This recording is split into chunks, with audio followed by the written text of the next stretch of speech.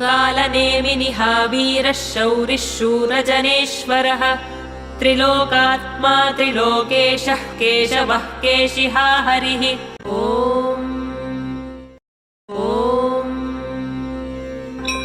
कामदेवः कामपालः कामीकान्तः कृतागमः अनिर्देश्य वपुर्विष्णुर्वीरोऽनन्तो धनञ्जयः।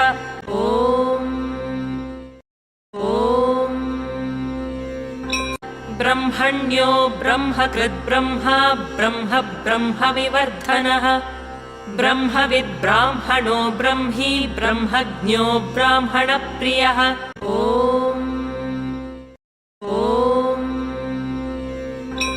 महाक्रमो महाकर्मा महातेजा महोरगः महाक्रतुर्महायज्वा महायज्ञो महाहविः।